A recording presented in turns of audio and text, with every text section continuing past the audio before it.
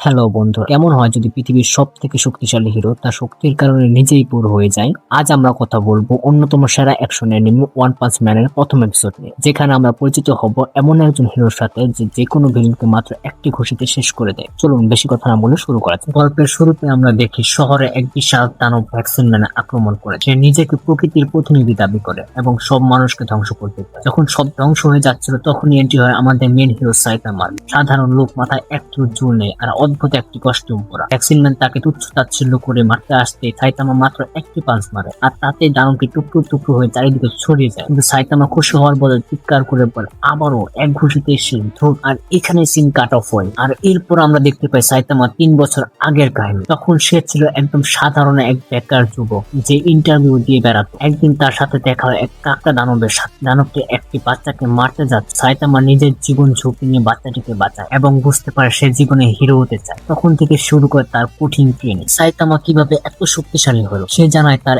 এই শক্তির রহস্য হলো প্রতিদিন 100টি পুশ আপ, 100টি সিট আপ, ওয়াট এবং 10 কিলোমিটার দৌড়ানো। আর এই কঠিন ট্রেনিং এর ফলে তার মাথার সব চুল পড়ে যায়, কিন্তু সে হয়ে ওঠে পৃথিবীর সব থেকে শক্তিশালী মানুষ। এপিসোডের শেষে আমরা দেখতে পাই সাইতামা তার ঘরে ঘুমাচ্ছে। হঠাৎ কিছু অদ্ভুত দানব তার উপর আক্রমণ করে। তারা এতটাই শক্তিশালী ছিল যে তারা সাইতামাকে বেশ ভালো ফাইট দিচ্ছিল। সাইতামা অনেকদিন পর লড়াই করে খুব আনন্দ পাচ্ছে, কিন্তু হঠাৎ তার ঘুম ভেঙে যায় এবং সে বুঝতে পারে এটা একটা স্বপ্ন ছিল। বাস্তবে যখন সেই দানবগুলো আসে সাইতামাকে দেখি তারা ভয় মাটির নিচে পালিয়ে যায়। আর এইভাবে শেষ হয় ওয়ান পাঞ্চ ম্যানের প্রথম এপিসোড। সাইতামা কি পারবে এমন কাউকে খুঁজে পেতে যে তাকে একটা কঠিন ফাইট দিতে পারবে? সেটা জানতে হলে দেখতে হবে পরের এপিসোড। ভিডিওটি ভালো লাগলে লাইক দিন এবং পরের পার্ট দেখতে চাইলে কমেন্টে জানান। ধন্যবাদ।